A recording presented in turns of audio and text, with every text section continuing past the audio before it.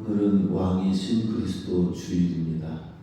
예수님이 우리의 왕으로 오시기 위해서 세상의 왕으로 오시는 것은 장차 나중에 재림하셔서 예수님이 온 세상을 심판하면서 왕이 되시고요. 악한 사단의 원세, 불신 모든 영혼들을 다 심판하고 끝내버리고, 그리고 예수님이 진정한 왕으로 오시게 될 것입니다. 그날을 우리는 사모해야 됩니다. 예수님 아직 오시면 안 돼요, 이러면 안 되고요. 아직 준비 안 됐어요, 이러면 안 되고요. 지금 아멘 주 예수여 어서 오시옵소서, 마라나타의 신앙을 우리가 가질 수 있어야 되는 것입니다. 사실 성도들이 1000명, 2000명 이렇게 되어지면은 그 대중 속에서 그냥 은혜스러운 분위기 속에서 내 믿음이 드러나지 않습니다. 뭐 이렇게 은혜스럽게 잘 예배 드리는데 하고 지나갑니다. 묻혀지는 군중 속의 신앙이 되는 것입니다. 그런데 우리가 많지 않은 성도들 가운데에서 하나님 앞에 나는 나의 믿음은 어떻게 될 것인가, 하나님 앞과 나와 독대하는 시간으로 생각한다면은 이 예배 시간이 어떻게 준비되어져야 될지, 그래서 우리 예배 전에 정말 하나님 앞에 나가기 전에 기도 충분히 하실 수 있기 바랍니다. 예배 전에 기도로 나가셔야 돼요. 준비된 마음이 돼야 돼요. 예배 전에 기도하면서 하나님 앞에 나아가다가 찬양이 탁 들어가면은 그때 이미 마음의 문이 열려져야 되는 것입니다. 그런데 찬양하려고 하는 그 순간 그제서야 삐그덕 하면서 열면은 언제 하나님의 은혜가 들어가겠습니까? 항상 아멘 주 예수여 어서 오시옵소서, 왕이신 예수님, 그 예수님 맞이하는 준비된 마음, 심령 상태가 되는 것이죠.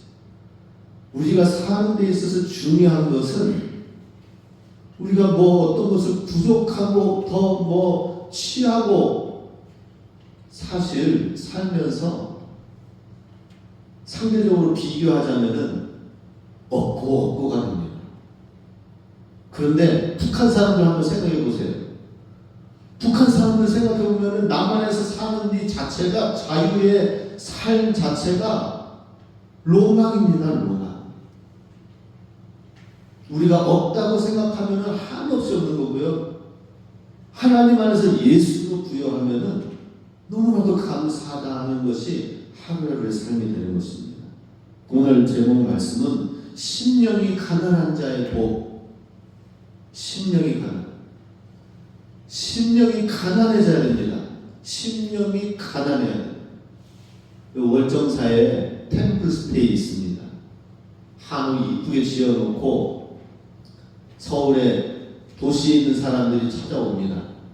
그러면은 제가 들은 얘기인데요, 그냥 먹는 거 기름기 쫙쫙 빼가지고 먹는 거 덜 주고 자유 좀 빼갖고 제한시키고 잠 덜 자게 하고 이러면은 템플스테이 온 사람들이 힐링이 된다고 하는 거예요. 그동안은 내 마음대로 살고 내 원대로 먹고 내 원대로 생각하고 시간 보내고 그랬는데, 여기서 군대식으로 제한시키고 먹는 거 제한시키고 그러니까 사람들이 이제 내가 뭔가 만들어져 가는 것 같다, 힐링이 되어져 간다, 이런 마음을 갖는다고요. 그래서 템플스테이 돈 받고 조금 먹을 거 주고 운동시키고 명상하게 하고 잠들 재우고 그러면서 사람들이 소위 말해서 은혜 받고 갑니다가 되는 거예요. 오늘 우리는 하나님 앞에서 심령이 가난해져야 됩니다. 우리의 심령이 얼마나 기름기가 넘쳐납니까? 하나님 없이도 우리는 잘 살아요. 심령이 가난한 자, 이게 복되다라고 합니다. 심령이. 우리의 심령, 우리 마음을 한번 좀 해부해서 열어보면 좋겠어요. 한번 들여다보셨으면 좋겠어요. 우리 이전에 잘 모르죠? 건강이 나쁠 때까지는 잘 몰라요. 그래서 심각해가지고 개복해서 열어보면은 아이고 이거 도저히 안 되겠습니다 하면서 닫아버리는 사람이 있어요. 하나님이 보실 때 우리의 심령이, 우리의 믿음, 우리의 속사람이 열어봤더니 이거 안 되겠다 해서 닫아버리면 어떻게 되겠습니까? 안 되잖아요. 그죠? 건강해야 되잖아요. 우리 심령이 건강한 것은 우리 심령이 가난한 것이다 라고 말하고 있습니다. 이 세상 것에 있는 것으로 채워지지 아니하고 세상에 있는 성경에 나와 있는 수많은 짐승들이 있습니다. 박군의 마음이라고 있어요. 박군의 마음. 이성봉 목사님이 박군의 마음의 말씀 메시지를 가지고 전국을 다니면서 예전에 부흥서회를 했었어요. 그리고 우리 한국교회가 깨어 일어났었어요. 그때 박군의 마음을 외쳤습니다. 박군의 마음 속에 수많은 공작 새가 있는 거예요. 자기를 자랑하고 자기를 나타내는 거. 개구리 계속 사람을 헐뜯고 정죄하고 비판하고 소문내고 다니고 돼지 탐욕하는 그 영들이 계속 있어서 하나님 말씀으로 채워지는 거 만족하는 것이 아니라 세상의 것을 채우려고 돌아다니면서 만족하려고 하는 그 모든 세상의 짐승들이 가득 채워져 있는 것. 뱀, 간사한 영들, 교만하는 것들, 이러한 존재들. 우리가 심령이 가난해져야 됩니다. 이런 것들이 사라지고 없어지고 정리가 되어지고 하나님의 것으로 깨끗하게 되어져야 돼요. 깨끗해야 돼요. 우리 검사하면은 엑스레이 찍고 또 내시경 하면은 깨끗해야 되는데 막 용종 나오고 폐에 막 이것저것 시커매지고, 하나님은 어떻게 하셨습니까? 우리에게 깨끗한 몸을 주셨어요. 깨끗한 세포를 주셨습니다. 근데 우리가 살면서 하나님 의지하지 않으로 세상 근심, 걱정, 스트레스, 염려로 인하여서 우리에게 달라붙는 훈장들이 점점 일어나는 거예요. 우리 몸이 연약해지고 약해지는 그 가운데 증거 가운데 하나는, 원인은 중에 하나는 무엇이냐면 하나님 의지해서 감사하고 기뻐하면은 그게 줄어드는데, 오히려 더 하나님 말고 다른 것을 쫓아간 그 결과가 우리의 육신의 훈장으로 나타나는 경우들이 많이 있습니다. 하나님이 아닌 다른 세상의 것으로 아무리 채워가도 만족이 안 되죠. 오늘 주보에도 나와 있지만은 중국의 청나라 마지막 권력 서태후라는 사람이 있습니다. 서태후라는 사람이 자기가 어린 아들 낳고 어린 황제를 세워가지고 남편이 일찍 죽게 됐어요. 왕자가. 왕이 죽게 되면서 이제는 황후가 돼가지고 어린 아들을 놓고 자기가 다 좌지우지하는 거예요. 그러면서 그가 채우는 수많은 이 욕심들이 옷이 700상자가 발견됐다고 합니다. 그리고 그 옷 위에 진주가 300개씩 달렸다고 합니다. 대단하죠? 비단 위에 금박을 하였고요. 손에는 손톱에 호갑투라고 하여서 금은으로 해가지고는 거북이 껍질로 해가지고 손가락에다가 씌우는 거예요. 이래가지고 다녀요. 손톱 길게 해가지고 씌워서 다녀요. 손톱을 씌워가지고 다녀요. 주보에 그림 나와있죠? 씌워가지고 다니면 어떻게 합니까?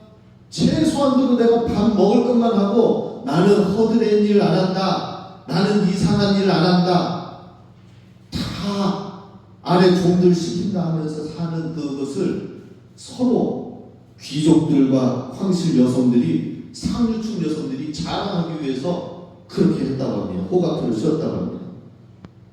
중국의 오늘날 뭐 상어, 지느러미, 싹스핀 다 그거 서태후가 먹고 먹으면서 진짜 맛있는 게 뭘까 하면서 하다가 발견한 게 상어 지느러미래요. 아, 이거 부드럽고 괜찮다. 속에 그냥 쏙 넘어가네.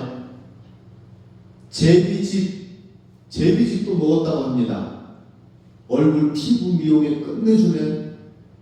그래서 서태후가 발견한 거 오늘날에도 돈 들여가지고 제비집 요리를 상류층 사람들이 찾는 인기 요리라고 합니다. 이렇게 아무리 찾고 채우고 한다 하더라도 만족되지 않아요. 왕을 갈아치우고 자기가 세우고 또 자기 아들이 죽게 되니까 어린 또 다른 2살짜리 조카 아이를 또 세워가지고 왕 세우면서 자기가 다 나라를 세웠는데 결국에는 그 서태후 때문에 1910년도에 청나라가 멸망하게 됩니다.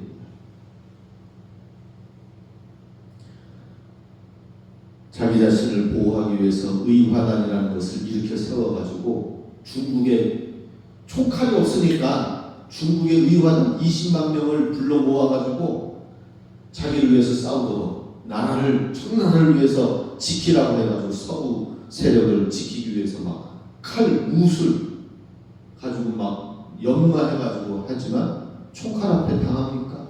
총 앞에 대포 앞에 당할 수 있습니까? 안 되는 것이죠. 그러면서 애꿎은 선교사님들만 교회들만 무너뜨리고 짓밟은 그러한 모습이 아무 탐욕에 사로잡히는 사람은 반드시 사단에게 사용되어지고 하나님을 대적하는 자리에 있는 것을 보게 됩니다. 그래서 우리 좀 덜 먹어도 배부르지 않는 게 좋고요. 우리 속사람이 가난하고 하나님으로 채워지기 위해서는 누가복음에는 실질적으로 심령이 가난한 자가 아니라 그냥 가난한 자, 그 사람이 복이 있다라고 하는 거예요.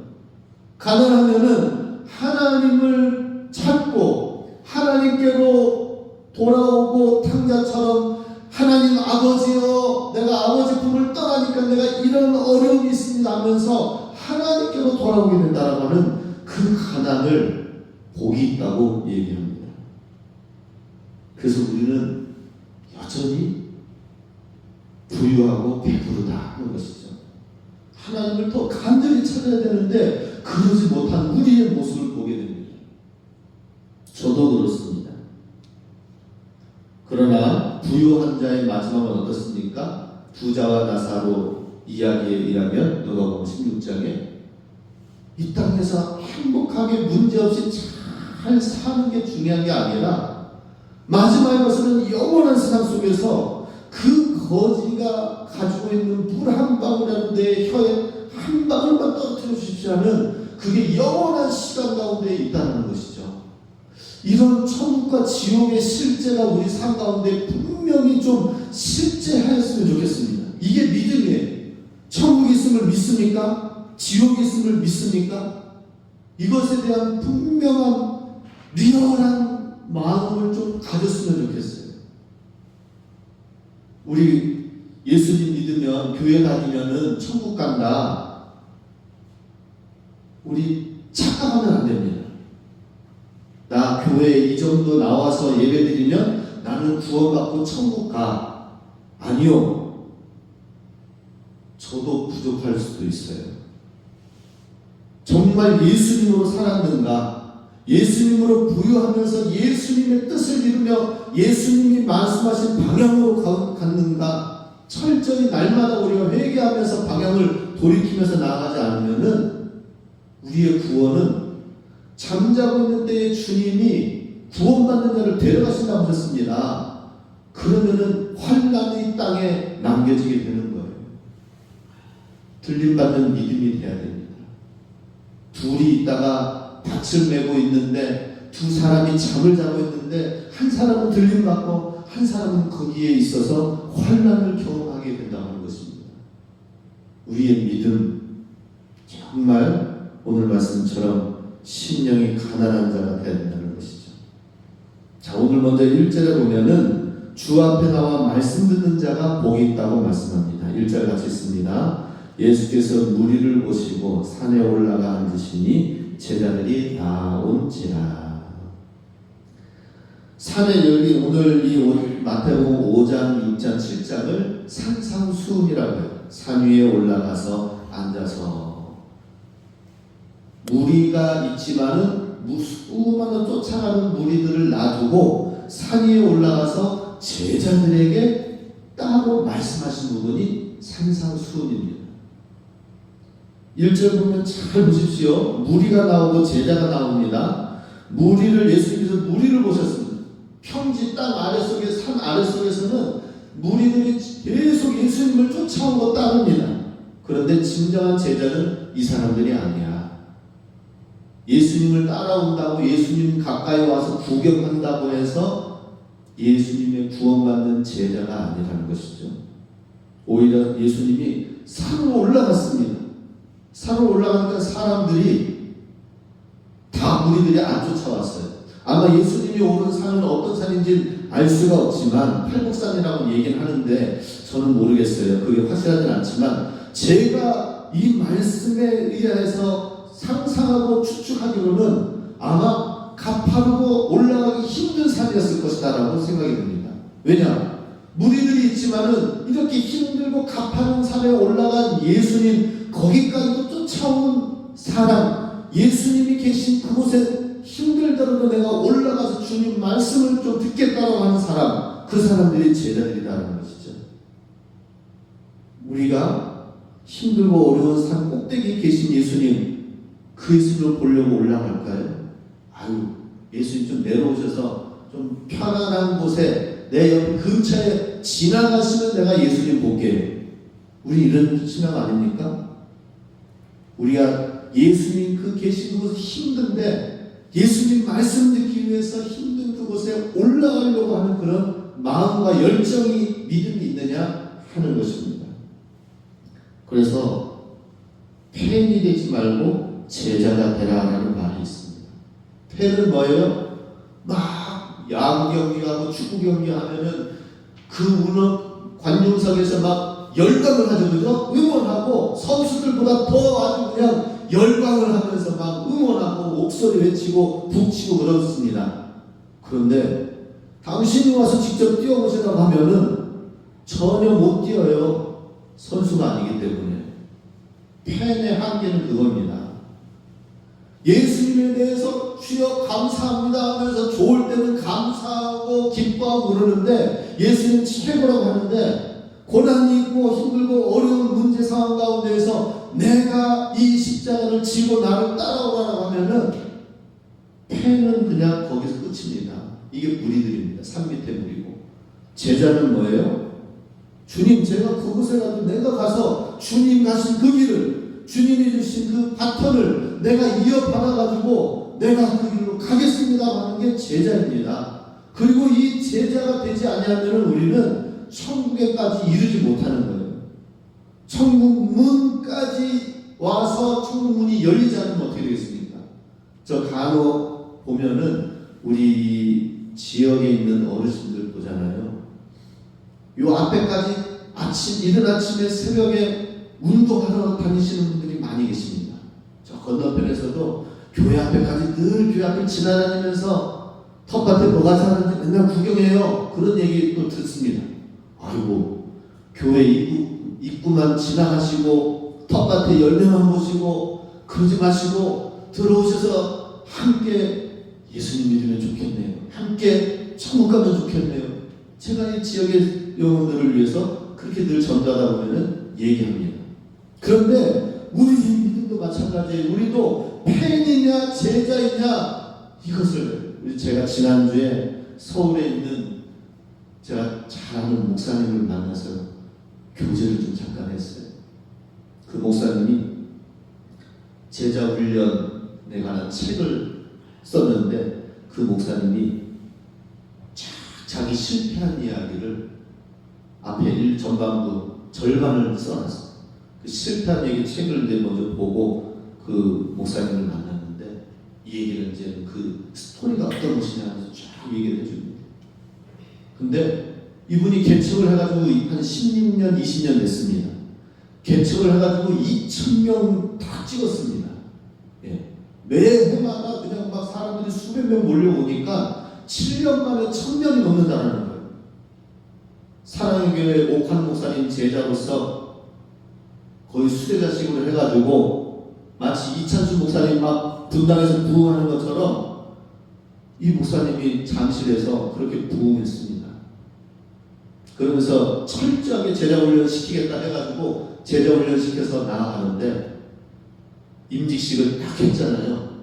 7년째 되는 데에 임직식, 안수집사 30몇 명, 권사 몇 명 해가지고 쫙 세웠습니다.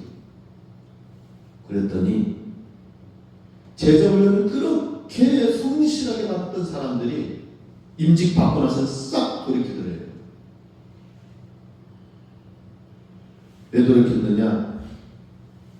이제 우리도 직분을 받았고 목사님이 늘 하시는 말씀이 여러분들이 교회의 구경꾼이 아니라 주인공이 되셔야 됩니다 하고 말씀하신 것처럼 이제 우리가 주인공이 돼서 우리가 역할을 감당하겠습니다. 그러면서 하시는 말씀이, 직분자들이 하는 말씀이 뭐냐면은, 목사님은 설교와 신방만 하십시오.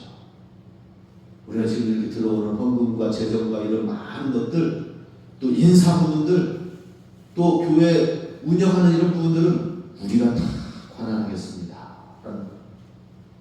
그러니까 아니 교회가 어떻게 돌아가는지 여러 가지 부분들을, 또 정책과 이런 부분들이 있는데 설교 목사만 하나 가는 거예요. 강단에 올라와서 말씀만 전하는 거예요. 내가 지금 제자를 세웠는가? 누구를 세웠는가? 그럴 수 없다고 하면서 얘기를 했더니 결국에는 많은 일꾼들이 떠나갔다고 합니다. 그러면서 거기에서 느낀 게 뭐냐면, 내가 팬을 세웠는가, 예수님의 제자를 세웠는가 하는 것을 깊이 돌아보게 됐다고 합니다. 그래서 뭐가 문제인가 했더니, 목사가 너무 완벽하고 완전한 존재로 세우고 제자 훈련도 틀리지 않도록 훈련시키고 철저하게 하면서 해가지고 거기에서 조금만 달라지고 잘못되어지면은 다 목사님 잘못된 거 얘기하고 권한 축소시키고 위하고 다 우리들이 하겠습니다. 그럼 자기들은 완벽한가? 그렇지 않은데도 그렇게 잘못되어진 제자관이 세워져 버린 거예요. 우리가 죄인되지 못했구나.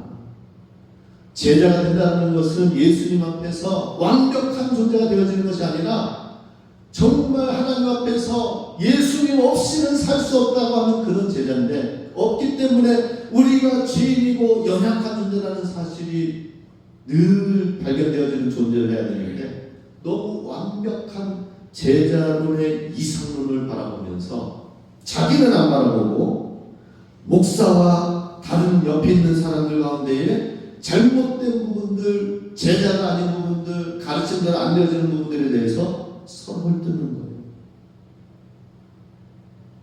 그리고 우리 하나님 말씀대로 잘 훈련받고 철저하게 한번 해봅시다.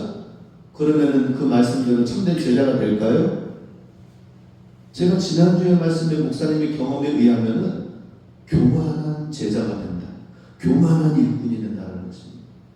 오늘 말씀처럼 심령이 가난한 자, 주님 없이는 내가 살 수 없습니다. 그래서 심령이 가난한 자가 무엇이냐 하는 것입니다. 그 의미는 두 번째로 심령이 가난한 자가 복이 있다. 3절 같이 있습니다. 심령이 가난한 자는 복이 있나니 천국이 그들의 것임이요. 심령이 가난한 자의 의미는 무엇이냐? 이거는 그냥 다른 사람보다 내가 조금 가난하다 이런 의미가 아니에요. 여기서 지금 이 말씀은 빈털터리, 파산 상태. 나는 완전히 끝장났어. 그런 상태가 지금 가난의 의미입니다. 심령이 가난하다는 것은 무엇이냐? 하나님 앞에서 영적으로 파산 선고를 받은 거예요. 하나님 앞에서 설 수 없는 존재고 하나님이 말씀하시는 그 의 앞에서는 나는 완전히 빈털터리 죄인이다라고 하는 것을 인정하는 자다 하는 것입니다. 우리는 이렇게 하나님 앞에서 죄인이라는 것을 인정한다면 어떻습니까? 주님 전에 나와가지고 내가 어떻게 나와야 될까요? 주여, 성경에 예수님이 말씀하시죠? 바리새인은 나와가지고 주여 저는 실조 잘했고 봉사 열심히 했고 구제했고 이런 것만 기도하는 게 바리새인의 기도였대요.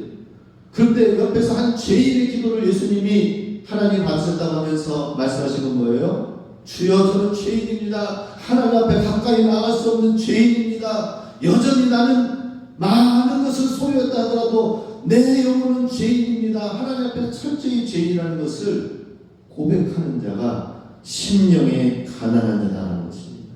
그 예수님께서 이 땅에 오셨을 때에 예수님을 영접한 자는 누구입니까? 유대 종교인들이 아니었습니다. 그들은 이미 영적인 부자로 착각했어요. 예수님 필요 없었습니다. 그런데 오히려 세리, 창기, 죄인들, 사마리아인들이 오히려 더 예수님을 잘 영접하는 거예요. 오늘날 우리 앞에 예수님이 나타나셔서 우리와 함께 하신다면 우리가 예수님을 잘 영접할 수 있을까요? 그 기준은 뭘까요? 내 심령이 얼마나 파산 상태에 있는가, 가난한가, 내가 얼마나 죄인이라는 사실을 깨닫는가 하는 것입니다.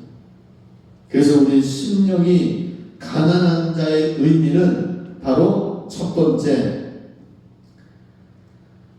회개하고 자기를 비우는 자다라는 것입니다. 회개하고 자기를 비우는 자. 예수님께서 이 땅에 오셔가지고 첫 번째로 외친 말씀이 무엇입니까? 공생이 처음 시작하면서 예수님이 하신 말씀 무엇이에요? 제일 첫 번째 하신 말씀이 회개하라 천국이 가까웠느니라 라고 하셨어요. 지금 오늘 본문 말씀, 심령이 가난한 자는 복이 있나니 천국이 저희 것입니다. 말씀 비슷하죠, 그죠? 회개하라 천국이 가까웠느니라. 심령이 가난할 때에 천국을 소유할 수 있대요. 회개하는 자가 천국을 가까이 소유할 수 있다는 것입니다. 마태복음 4장 17절 같이 있습니다. 이때부터 예수께서 비로소 전파하여 가라사대 회개하라 천국이 가까웠느니라 하시더라. 이건 우리가 그냥 흘려보내지 않았으면 좋겠습니다. 예수님께서 2000년 동안 그동안의 역사 가운데 계속 기다리시다가 이 땅에 오셔가지고 공생의 기간을 준비하시다가 첫 번째로 하신 말씀이 우리에게, 나에게 하시고자 하는 말씀이 뭐예요? 회개해야 돼 라고 합니다. 회개해야 돼. 돌이켜야 돼. 구약성경으로는 슈브, 돌아가라, 왔던 길에서 돌아가라라고 하는 거예요. 그동안에 살아왔던 방식에서 돌이키라라고 하는 거죠. 회개하라. 그냥 단순하게 우리가 하나님 앞에 주여 잘못했습니다 라고 끝나는 것이 아니라 돌이키는 작업을 계속하는 거예요. 내가 이것이 잘못됐고, 이렇게 말하는 게 잘못됐고, 내가 이렇게 살아온 방식이 잘못됐고, 이게 회개입니다. 그러면 천국이 주어지는 게 아니라 가까워진대요. 천국으로 점점 가까워져 가는 거예요. 아, 천국이 바로 이렇게 있구나 느껴지는 겁니다. 우리가 살면 살수록 천국이 느껴지는 거예요. 회개하고 돌이킬 때, 하나님의 말씀으로 돌이킬 때, 나 혼자 살았던 시간들에서 하나님 앞에 기도하는 시간으로 나아갈 때 천국이 가까워지는 걸 느끼는 거예요. 하나님 말씀으로 사는 것이 아니라, 내 생각대로 사는 것이 아니라, 내 경험에 머물러 있는 것이 아니라, 내 관념 속에 있는 것이 아니라 철저히 하나님 말씀 비춰가지고 대조해보면서 대조해서 내 삶을 돌이키고 만들어서 확인해 나가는 시간들을 가질 때 천국이 가까워지는 거예요. 아, 천국이구나. 이게 천국이구나. 이렇게 되어져서 정말 예수님으로 부유할 수 있길 바랍니다. 내가 회개하고 비부어지는 때에, 그때 가난해질 때에, 그때 천국의 보화와 부유함이 우리에게 주어진다는 거예요. 그래서 자기를 비우는 방법이 가장 좋은 방법이 뭐냐면 예수님의 십자가를 생각하고 예수님의 십자가를 지는 것입니다. 그래서 사도 바울은 예수님의 십자가만을 생각하고 십자가의 방법으로, 십자가는 뭐예요? 죽으러 가는 거예요. 십자가 지려고 하는데 십자가 자체만으로 힘든데 내 위에 더 뭔가를 지고 챙기고 더 내 것으로 가지려고 하는 게 아니잖아요. 비우고 주고. 그래서 십자가를 주님 주신 십자가를 지는 것. 사도 바울이 그래서 이렇게 자랑합니다. 갈라디아서 6장 14절 같이 있습니다. 그러나 내게는 우리 주 예수 그리스도의 십자가 외에 결코 자랑할 것이 없으니 그리스도로 말미암아 세상이 나를 대하여 십자가에 못 박히고 내가 또한 세상에 대하여 그러하니라. 자기가 비워져야 돼. 내가 충만하면 안 됩니다. 우리 하나님 앞에 나와 기도할 때도 기도가 좀 바뀌었으면 좋겠어요. 주야, 내가 지금 이게 필요합니다 하면서 나에게 필요한, 나에게 충만한 어떤 생각의 욕심에, 내 생각의 바램의 것으로 가득한 것이 아니라 기도하면서 십자가 안에서 비워져야 돼요. 나에게 필요한 것이 지금 이것이지만, 진짜 나한테 필요한 건 이것이지만 이것도 내려놓을게요. 예수님 나에게 말씀해 주시고 예수님 방법대로 살아보겠습니다 하는 사람이 그게 십자가로 비워지는 상황이 되는 것입니다. 사도 바울은 십자가뿐만 아니라 오히려 나에게 더해진다고 생각되는 건 다 배설물로 여겼습니다. 예수님 아는 것 외에는 다 배제시키길 원했습니다. 빌립보서 3장 7절 8절에 보면 같이 읽습니다. 그러나 무엇이든지 내게 유익하던 것을 내가 그리스도를 위하여 다 해로 여길 뿐더러 또한 모든 것을 해로 여김은 내 주 그리스도 예수를 아는 지식이 가장 고상하기 때문이라. 내가 그를 위하여 모든 것을 잃어버리고 배설물로 여김은 그리스도를 얻고. 그리스도를 얻는 데 있어서 모든 거추장스러운 것은 다 배설물로 여겼다라는 것입니다. 우리 화장실 들어가면 시원하죠, 그죠? 예. 우리 여기에는 너무나도 곱고 고상해가지고 화장실 안 가시는 분 계신가요? 없죠? 화장실 탁 가서 깨끗하게 비우고 하루를 출발하고 그래야 돼요. 이틀, 3일만 안 가도 변비 달고 아주 힘듭니다. 비워야 돼요. 배설물로 여겨야 됩니다. 예수님으로 채우고, 그리고 예수님 아닌 것은 버리는 것이 계속 날마다 화장실 가듯이 날마다 해야 돼요. 버려야 됩니다. 잡다한 생각들, 교만들, 근심, 걱정도 버려야 됩니다. 예수님 없는 그곳에 근심, 걱정, 염려가 있는 거예요. 다 버리고 온갖 자아와 수단과 정욕 다 버리는 가운데에 천국이 임할 줄로 믿습니다. 자, 심령이 가난한 자는 그래서 하나님, 두 번째로 하나님의 도우심을 절대 부유로 삼는 것. 하나님이 도와주면 그게 나에게 절대 부유가 된다라고 하는 것입니다. 주님이 나와 함께 하시면 그것으로 내가 부유하고 만족하다는 것이죠. 또 세 번째로 우리가 복을 가지려고 하지 말고 복 받는 존재가 되어야 된다는 것입니다. 심령이 가난한 자는 복이 있나니라고 했습니다. 그것은 복을 이 복도 갖고 저 복도 갖고 가지라는 것이 아니라 이 팔복에서 말하는 것은 존재를 말하는 거예요. 성품을 말하는 거예요. 가난한 거, 청결한 거, 의로운 거, 다 팔복에서 말하는 게 뭐예요? 예수님이 말씀하신, 제자들이 말씀하신 거, 너의 존재가 바뀌어야 된다는 것이죠. 존재. 우리의 존재, 우리의 성품이 예수님, 우리의 됨됨이가 예수님을 닮아가면은 그게 복이다라는 거예요. 나는 복된 존재가 아닌데 계속 쌓여서 좋은 거 세상의 물질로 가득 채워봐요. 욕심쟁이 구두쇠가 되고 그 사람은 불행한 일이 오히려 더 많은 거예요. 그 가지고 있음으로 인해서 더 불행한 거예요. 우리 주변에 더 많은 사람들 보죠. 많이 가지고 있어도 불행한 사람. 부모님이 너무 많이 가지고 있어서 나눠주고 유업으로 이어주려고 하는데 형제들끼리 싸우면서 집안에 사건 사고가 일어나는 게 너무 많아. 너무 많이 있어도 문제, 너무 없어도 문제죠. 예수님으로 복된 존재로 내가 바뀌어져 있지 않으면은 다 문제가 되는 것입니다. 복받는 존재가 되시기 바랍니다. 심령이 가난한 자는 복인간이는 복받는 존재가 되라라는 거예요. 소유에 있지 않고 존재에 있다라는 거예요. 내가 좀 없어요? 좀 내가 가난해요? 내가 좀 뭔가 부족해요? 좀 뭔가 어려운 부분이 있습니까? 괜찮아요.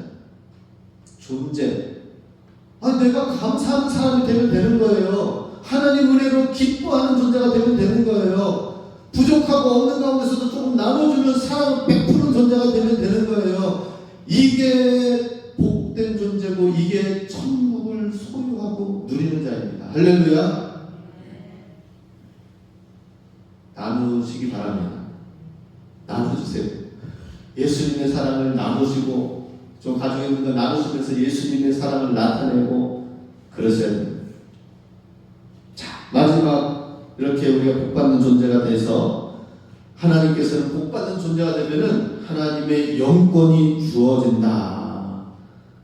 우리 속사람이 바뀔 때에 우리의 인격이 바뀌고 예수님을 닮을 때에 하나님의 축복권이 성경에서 약속하신 그 약속의 문이 이제 해제됐던 것이 풀어지는 거예요. 하나님의 영권이 주어지는 거예요. 마태복음 6장 34절 마지막으로 있습니다. 시작. 너희는 먼저 그의 나라와 그의 의를 구하라. 그리하면 이 모든 것을 너희에게 더하시리라. 세상에 있는 것으로는 좀 우리가 가난해지고 그것보다 하나님의 의로운 것, 하나님의 나라, 하나님의 말씀에 있는 것은 나에게 너무 없잖아요. 그죠? 성경 말씀에 있는 이 믿음 나에게 너무 없어요. 이걸 더 채우려고 하는 자에게는 그것을 갈급해하면서 찾아가는 자에게 주님께서는 그 모습 보고 이 모든 것을 더해 주시리라 했습니다. 그러한 믿음을 가지고 있는 자에게 하나님이 축복권을 드디어 부어주시는 거예요. 그러한 사람에게 축복이 임하는 것입니다. 할렐루야. 내가 믿음의 사람이 되고 내가 기도의 사람이 될 때에 하나님이 그제서야 맡겨주시는 거예요. 맡기고 해서 더 귀한 일에 쓰도록 차고 넘치도록 해주시는 거예요. 우리 하나님 앞에 구하실 때 주여 나에게 없는 거 이거 주세요가 아니라 하나님의 사람이 되게 해주세요. 심령이 가난한 자가 되게 해주세요. 그러면 하나님께서 맡기실 겁니다. 하나님이 주시면서 이거 하라고 시키는 쓰임받는 자가 되는 것입니다. 우리 하나님 앞에 그러한 존재가 돼서 하나님의 천국을 누리고 천국의 소유자가 되고 천국의 기쁨을 함께 나누는 축복의 통로가 되시길 주의 이름으로 축원합니다. 아멘. 기도하겠습니다.